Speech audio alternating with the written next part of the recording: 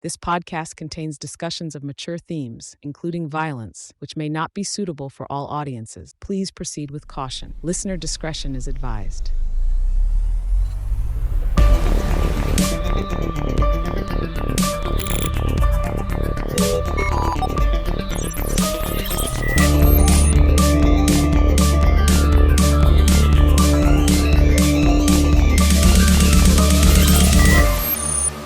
Welcome everybody to Dark Talk. I'm your host Dan, and I'm joined by the most dangerous man on planet Earth, Danger Mark. How's it going? Not too bad. Not too bad. Glad to be back. Good to see you. Well, I would say good to see you, but your camera's always off. Yep. Have I ever showed you any of my holiday pictures From Japan? Oh, no, I don't think so. okay. Well, I'll send you some, and you'll notice a pattern pretty quickly. Right, okay. So here we are. We are here for Serpent's Path by Kiyoshi Kurosawa. Have you ever seen a Kurosawa film before? Not this Kurosawa, no. Although I'm reliably informed that he's no relation of that Kurosawa. No, he's not. First thing I looked up, are they related? No. Yeah, so this is Kiyoshi Kurosawa, who is known for his his crime capers, like his grim crime films, like this one. Brooding crime capers with a bleak existential streak was the reading I got from reading various reviews of his films. Also a very prolific horror director as well, director of Pulse, which is an absolute classic. Starring Shō Aikawa, who, if you want a cool gangster / cop who may as well be a gangster, he's your man. Really good film. Also directed Cure in 1997, so just before directing this film, he directed Cure, which I have watched, but I have no memory of it, so I actually had to uncheck it from my Letterboxd watch list, because I was thinking, I just can't remember this at all, so I think maybe I put it on and then was distracted. Yeah, he also directed a remake shot in France last year, 2 years ago now, 2024. Yeah. Remade his own film, which is a bit weird. We almost watched that. maybe we should do that one next. So this film, Serpent's Path, this was filmed in, I don't know if you could tell this from watching it, this film was filmed in 2 weeks on an absolute shoestring budget. Now that I could tell. I mean, at one point they've even got the main star welding the set together. Yeah, it was shot alongside Eyes of the Spider, which shares a lot of the same actors and I think a lot of the same plot, but again, I haven't seen that. Possibly we're going to be covering that film next. We shall see. Kurosawa doubleheader. It's a grindhouse night. Yeah, let's get on with this film then. So we meet our two main characters, Nejima and Mayashita, and they are up to something. Boy, are they up to something. No good. Absolutely no good whatsoever. When a man has to reach into the back seat, pull out a camcorder and watch a video to psych himself up, you know black work is afoot. Yeah, in this case, the video is a childhood memories, let's say, of Mayashita's young daughter, Emmy, who we will come to find out is deceased. Yeah, very deceased. Yeah. And not just deceased, she suffered a horrific rape and murder at the hands of person or persons unknown. And this is... as yet unknown, but... As yet unknown. Our heroes are here to get to the bottom of it. Yeah, quote-unquote heroes. Quote-unquote bottom of it. Yeah, so Miyashita's daughter was raped and murdered, and they believe that an unidentified member of the Yakuza was responsible. So they are going to find out who it is. So they get this first guy, who I'm going to refer to him as the prisoner until I get to his name in the notes. Yeah, Otsuki. So they believe Otsuki is either responsible or knows who is responsible for murdering Mayashita's young daughter 1 year earlier. Oh, the way they kick their door in, they very much think he did it. Yeah, they track him down and they pretend to be delivery men. Pretty crafty move, this. Oh, sorry, what number's your house again? I've got a parcel for you, but it's all blurred and it needs to be signed for. Classic trick. So they burst in, they wrestle with the guy and they tase him and knock him out. Stuff him in the boot and then drive him to a warehouse. Chain him up Hellraiser style. Yeah, do you want to explain who Najima and Mayashita are? What's their relationship to each other? Well, their actual relationship seems reasonably murky. Miyashita seems to be some low-level goon who very much wants to get some revenge, but has no idea and no real drive to actually do it. Yeah, he doesn't have any clue about how to go about this, considering he's ex-Yakuza. Yeah, this is why I think he's very low-level, because he's not a full-on soldier. He's not a soldier to any extent, but his evening class teaching friend, I say friend, they just want some revenge. And Najima seems he's almost like the Terminator. He's very cold and calculated, considering he's Did you see what was written on his blackboards? I was going to get to that. Yeah, I couldn't understand it. It's a load of just scientific formula, as far as I could tell. I am not sure about this myself, but some of the symbols looked vaguely like some symbolic logic. So right. I think it's meant to communicate some fairly hefty Boolean algebra and that sort of mathematical logic. His subject is very much a cold, calculating subject, as far as I can decipher it. Yeah, that makes sense, because I wasn't sure if it was like chemistry, and then from the way he was talking about cause and effect, I was like, oh, surely it's physics, but then that could even be like philosophy. Well, yeah, so some of these logical symbols are used in certain branches of philosophy to try and, make human thought a little bit more rigorous. So, yeah, this is certainly at the point where maths does sort of intersect with philosophy. Maths is universal, as South Park says. So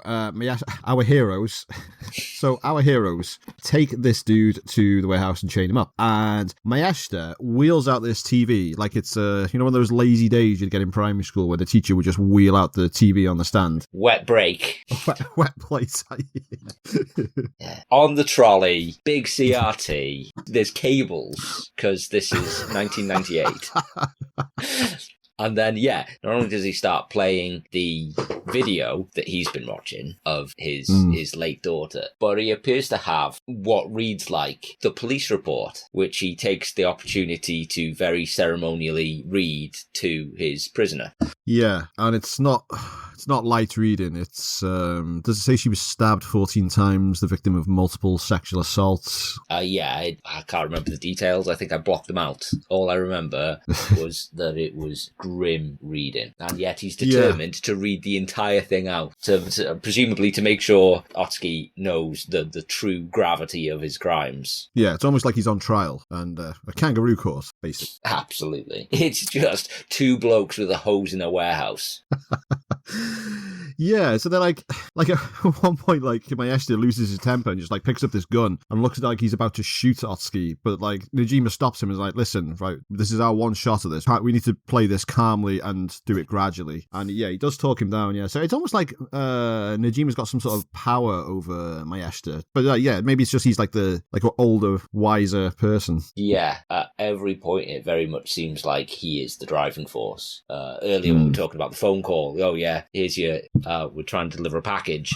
That's him making the phone call, presumably because it's his idea. Yeah, we'll see that a lot of this is Najima-san's idea.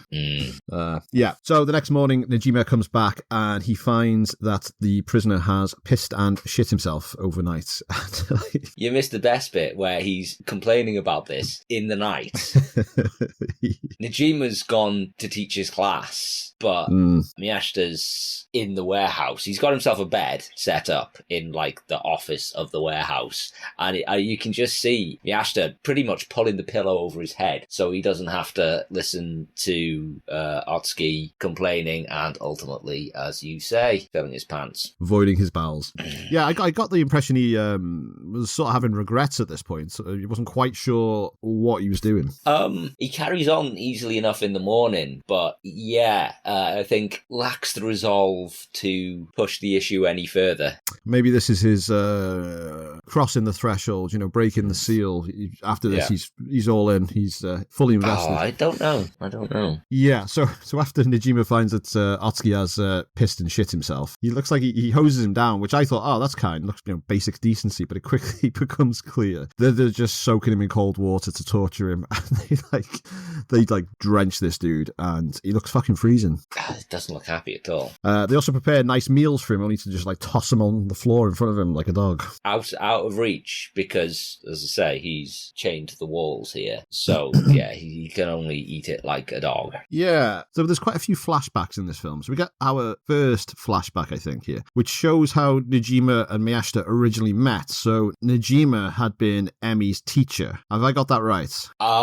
Given what he's writing on the floor at this point, I think he's just said that because he's having a mental break and writing a load of crazy maths on the floor. Because I gotta say, if my understanding of what he's trying to teach is right, this is hefty maths he's teaching. He's a smart man, and if he is that smart and a teacher, he should really be teaching in daylight. So I very much think that there's a story about why he teaches evening classes at some upstairs studio in one of the seedier districts of Tokyo compared to, a respectable higher education institution. And while I think he calls Emi his student, I think it was just because she was interested and seemed like she understood what he was going on about as much as an 8-year-old could. Well, that sort of plays into the very end of the film, so we'll put a pin in this for now and come back to it. See, I didn't know any of that because I couldn't make head nor tails of the math, so I just assumed that Najima was Emi's teacher throughout the whole film. No, I took that to mean because he at the time, and indeed in this version of the flashback, he does actually call Miyashita pretty average, was what the automatic subtitles on the version I was watching said. I just thought he was a crazy man writing on the floor.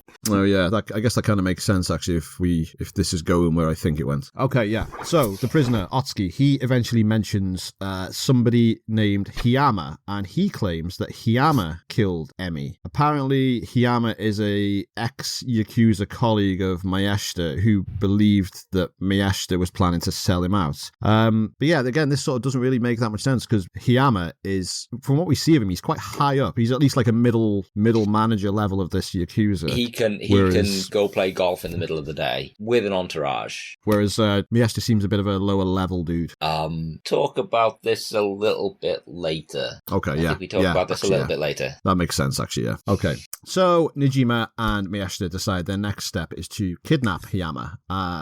Otsuki even offers some helpful advice. He says the best place to grab him is on the golf course because he's an absolute terrible golfer and he always slices the balls into the trees. And his first appearance on screen is him doing exactly that.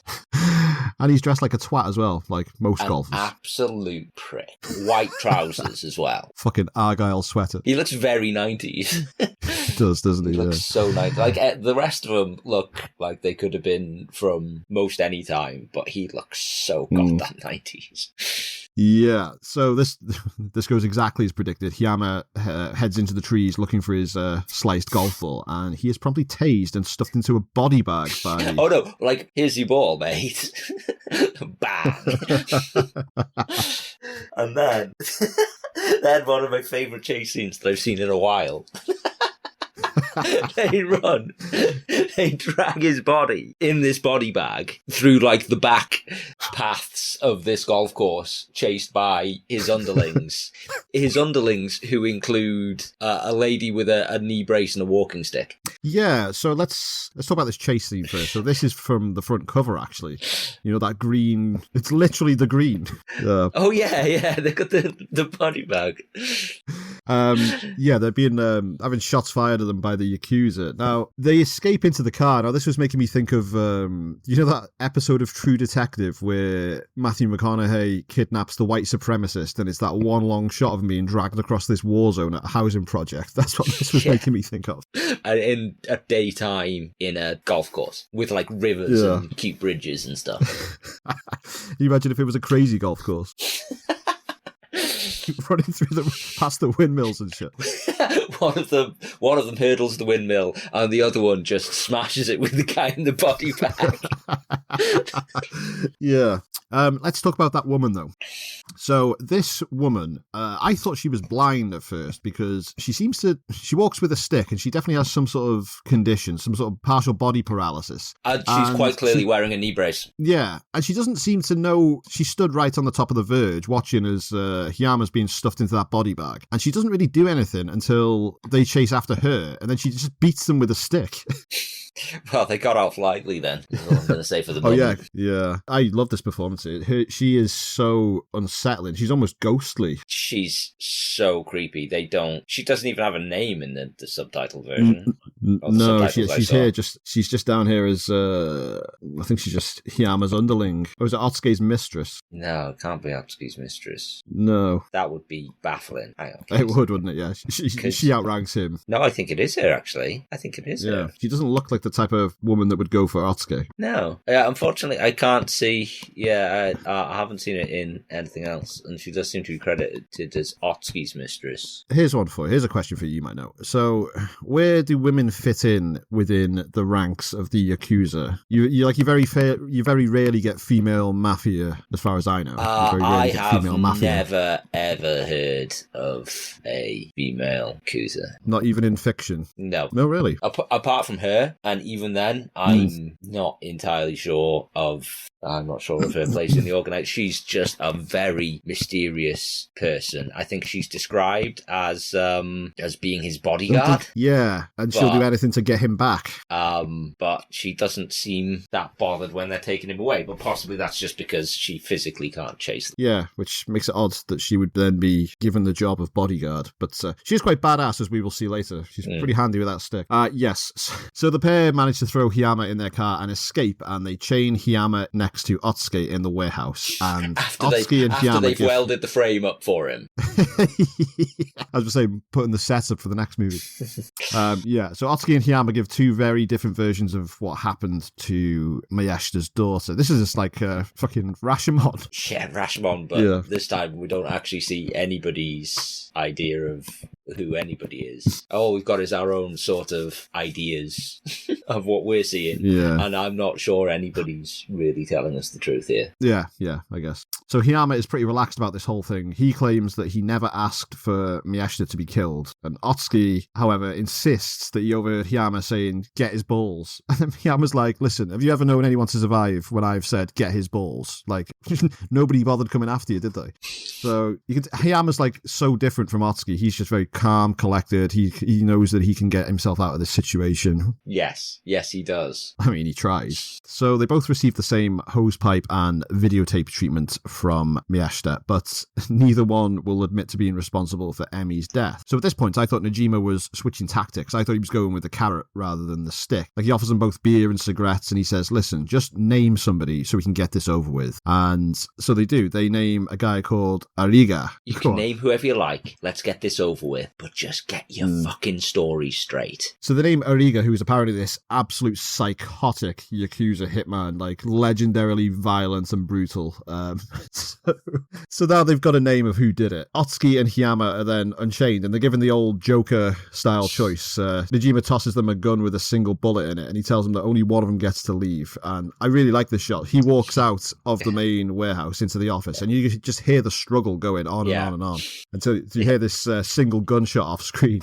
And then you find out who survived in the next shot in the car. No, he goes back in, doesn't he? He goes back in and sees him. How does it? Yeah. I thought they were just going to leave this ambiguous. You're just going to hear the gunshot and that would be that. But Najima goes back into the warehouse and we see that Hiyama's won and Otsuki has been shot dead. So rest in peace, Otsuki. I'd love to say you'd be missed, but apparently not. I mean, yeah, I don't miss him, but that was an all-time weasel performance, I think. Cowardly heel. He was a very good, as you say, weasel. So Hiyama then takes them to what he claims is Ariga's place, which is this like brutalist Soviet-looking tower block, which but it also looks like a dinosaur enclosure from Jurassic Park. It's just all fenced off with like overgrown grass. I thought they were in the raptor pen. It's just a bit of wasteland somewhere. They've got the apartment block. They park up on a vacant patch of grass next to it, and then Hiyama tries to make a run for it. Yeah, Hiyama starts panicking when he realizes that the address that Ariga gave him was fake. Miyashita Otsuki gave it to him. Oh, did Otsuki give him the fake address? Yeah, because Hiyama's like, oh my god, we've been done here. And the only person who could have given the address must have been Otsuki, because Otsuki's, not around to say, actually, he lives somewhere else. So, yeah, Hiyama realizes that he's been done because they're just in the middle of nowhere. And he's got nothing left to offer him. Yeah, so he makes a break for it. He does, and Miyashita promptly shoots him dead, and it seems like they've hit a dead end at this point, but then somehow Najima is able to track down Ariga's address. He goes back to his old trick of telling everyone that he's the delivery driver. I thought they went back to the original house as in the first one. It did look similar, yeah, but we get another scene of him doing the delivery driver trick on the payphone, so I assumed it was a different address. Oh, maybe just a victim of the low budget. Because the ringing up does serve a double purpose in that if somebody answers the phone, they're there. So it could be as much as actually finding out the address. He's like, oh, can you just confirm the address? And now we know you're there. Yeah, they could have gone back to the house that Otsuki was at, because it's clearly a Yakuza safe house, isn't it? And they're investigating the disappearance of Otsuki. Yeah, maybe it's that then. So they find the address and they head back to the house. Najima storms into the house and at gunpoint, he just shoots this random guy, and then he threatens this teenage boy, demanding to know where Ariga is. And yeah, eventually he finds Ariga tied up in the bathroom, and he's already being waterboarded by somebody else. He's also soaked and being tortured. Najima whispers in his ear, he's like, listen, do not tell Miyashita that your name is Ariga. You just say nothing. I took this to be, okay, they've gone to Otsuki's house, they're investigating the disappearance of Otsuki, and presumably they've thought that the number one suspect was somebody else in their circle, for example, Ariga, as opposed to this absolute goober and his weirdo maths teacher mate. It didn't occur to them that it could possibly be the two people that it is, so they're roughing up some other thugs first to find out where he is. Yeah, because we do get shots of them driving around and walking around the streets looking for any leads that they can pick up. And all the while Najima keeps going occasionally to teach his maths class. Well, yeah, that's what I want to get into now. So everything we've just described is interspliced with scenes of Najima teaching his maths class. Now, who is this young girl? Because there was a young girl. Literally no idea. Yeah, glad I'm not the only one, because I did not know who this was. I think it's just some random students. I do too, but again, I think this is some extremely hefty maths. So I have no idea what the girl's doing there unless she's, some sort of prodigy being sent off to this evening class who's filled with the full gamut of Japanese society. You've got quite young people and some quite old people trying to struggle through these classes because, as I say, they're absolutely impenetrable. But she's a savant because he leaves a problem on the blackboard, goes out to speak to Miyashita, and she comes out within 2-3 minutes and has solved it, and she's like, right, I'm going home now, thank you, bye. Yeah. I think it's just thematically she's a young girl and it's there to remind Miyashita about his daughter, because he sees her a bit later on. Is she on a bike, or he sees her out at night and he smiles at her, but then he slowly realizes something. The smile fades from his face, and I thought he'd actually come to some life-changing realization at this point. Can I save my thoughts for a few minutes time? Yeah, save it to the end, because there is a big twist coming up.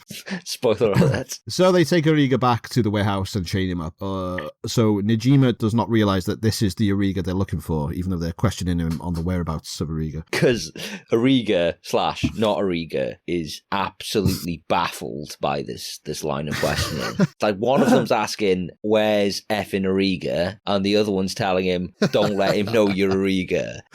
I know.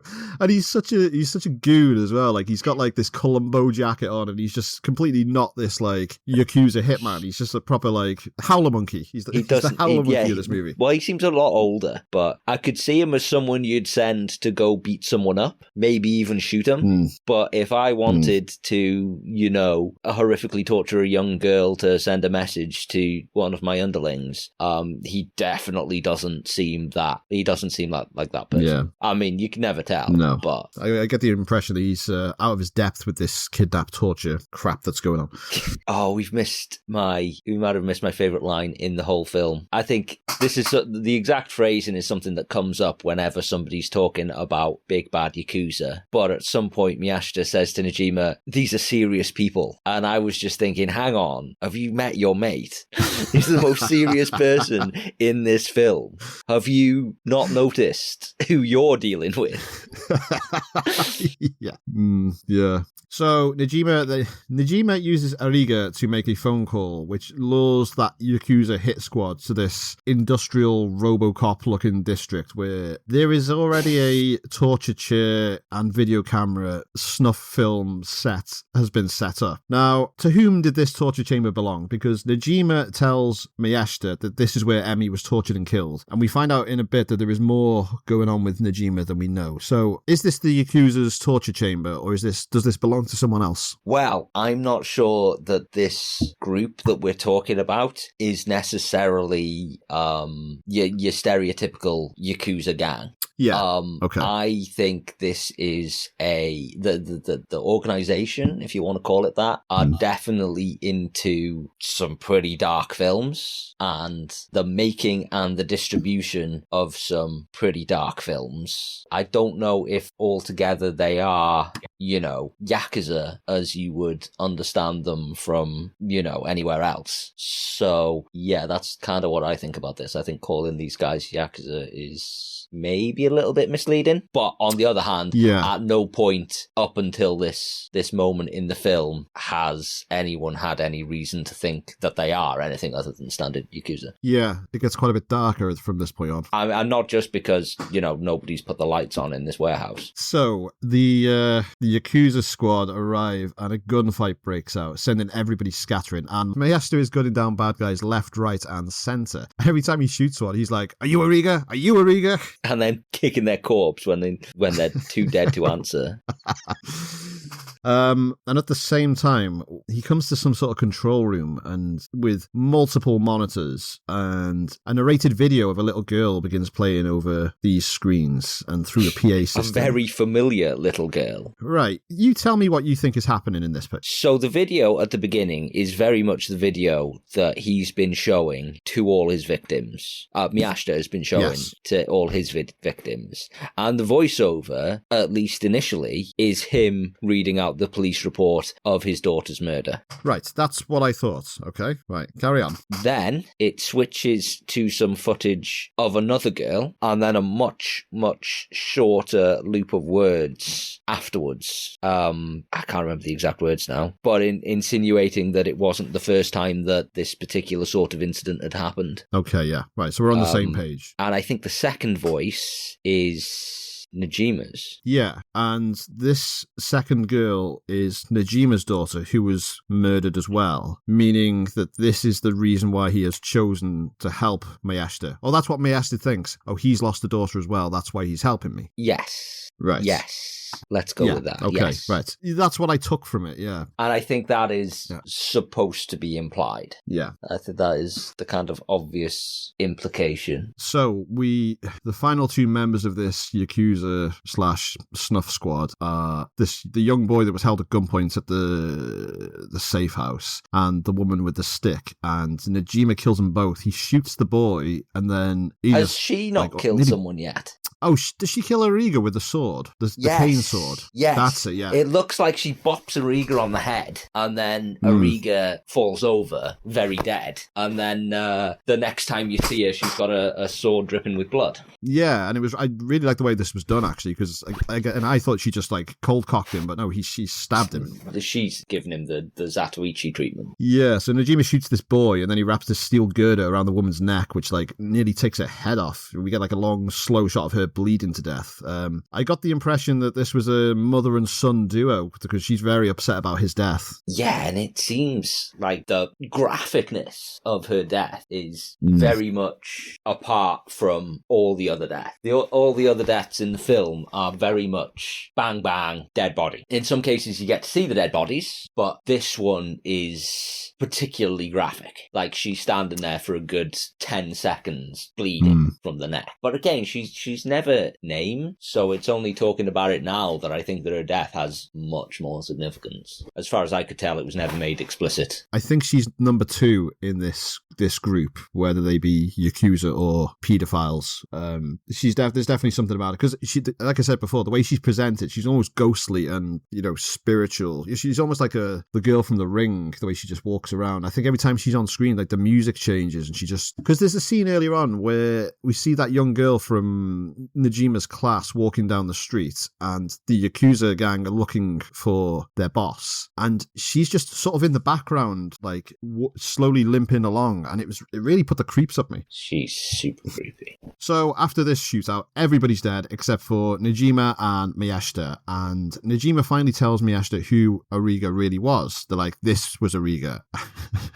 Miyashita's just like, for fuck's sake. Argh. And we get a heel turn from Nejima when he suddenly beats Miyashita over the head. Miyashita then wakes up chained to the wall in the warehouse. Next to the 3 bodies. Next to Otsuki, Hiyama, and Ariga. Yeah, and it's then revealed that back when he was part of the, I feel silly calling him the Yakuza now. Revealed is a strong word. Miyashita's begging for his life, saying that all he was into was the distribution. He had no idea what was going on. Yeah, so they've been selling snuff tapes of murdered children. He was selling dodgy tape. He claims he had no idea what was on these tapes. Yeah. It turns out that this entire exercise has been a plot by Nejima to take out the entire group who murdered his daughter and sold the snuff tapes, which Miyashita was guilty of. Again, this is never spoke out loud. He could have just found this, for all we know, he could have just found out that this was going on and gone all lone vigilante. But it does seem like this is what's happened. Yeah, because so what we've learned from the Yakuza, nobody could pinpoint who murdered Emmy, and there was no reason for her to be murdered. So I have that leads me to believe... You've got the same theory, don't you? Well, yeah, it leads me to believe that Nejima murdered Emmy to set this all up, set this all in motion. Yeah, that's what I believe is implied. Yeah, and considering what happened to that poor young girl, it means that Nejima is like, he was a cool, calculating killer, but now he's like a complete monster. Like, fucking hell. But again, this is never stated out loud, and the film all but ends on a flashback to that initial scene where Miyashita and Nejima meet. Yeah, so the way that flashback is framed, so first, while he's in the warehouse, Nejima pushes the old TV in front of Miyashita, and he plays him the videotape of what happened to Emmy, and which is like, I can't imagine a worse hell. And then it fades to the flashback, which is this is the ambiguous flashback. Take us through the flashback. So bear in mind that he's got the tape of what happened to Emmy. Yeah, it flashes back to their meeting again. I can't remember the conversation. All I really remember is the very last shot of the film, which was this cryptic, knowing look from Nejima. Yeah, so Miyashita is walking along these cobbles, and he sees all the blackboard chalk marks have been written onto the floor, the path, and he follows them, and then he sees that Emmy and Nejima are there solving the problems, or at least going over them and talking about them. Now, so this is where I believe that Nejima met Emmy and formed his plan. I think this is like a flashback to this is where it all begins. So that knowing look that he's given him is like, right, I'm going to wipe you all off the face of the earth. I've got an in here. I know this guy. This guy's in it. Let's do it. Yeah, that's essentially what I took out of it. Yeah, so, yeah, fucking horrible. Yeah. So the film ends there, and what a tale of fucking misery this was. Yeah. I was thinking of that old saying, when you go out for revenge, dig 2 graves. Except none of these people got any graves at all. The bodies were just piled up in a warehouse. And it's possible that Miyashita isn't even going to die. I think he might be kept alive for as long as possible to watch that video, knowing how Nejima operates. Who knows? Who knows what Nejima had planned from there? Whether he would have let it go, whether he would have thought, okay, the ring is smashed. Does he go after anybody who's ever bought one of these videos? I have got no idea, and I'm not sure I want to think about it. And it might be a fate worse than death for Miyashita as well, if you just let him go, having seen that video. I mean, what's he gonna do? Yeah, exactly. He can't go to the police. He can't go to the police for any number of reasons. Oh my god. Yeah, that was, oh my god. Pretty great film though, not gonna lie. Thoroughly enjoyed all of it. Yeah, I'll go with that. Yeah, it was very good. It was very good. And like, you could see Miyashita just have no idea what he was dealing with at any point of this film. Proper out of his depth. Absolutely. So yeah, we go. That was Serpent's Path. That's I think I'm going to go and take a shower now after talking about this. Probably need to take a shower after listening to this. Yeah. We will be back next episode. Not entirely sure what we're going to cover yet. Possibly we're going to cover the sequel to this film, which is apparently a bit more light-hearted than this one was, which would not be difficult. Yeah, I mean, all you've got to do is basically make the entire same film, but have one person crack one joke. It was quite a bleak film with a bleak outlook on humanity, I guess, on society. All the shots were run-down urban locations, apart from the golf course. And they very much made the incredibly low budget look like a style choice, which is very, very impressive. Yeah, from a filmmaking standpoint, this was very impressive, you know? Just a character study. Yeah. I mean, even able to sneak that one graphic-looking death in it right at the end. Yeah. Right, thank you everybody for listening. We'll see you next time. Goodbye and good night.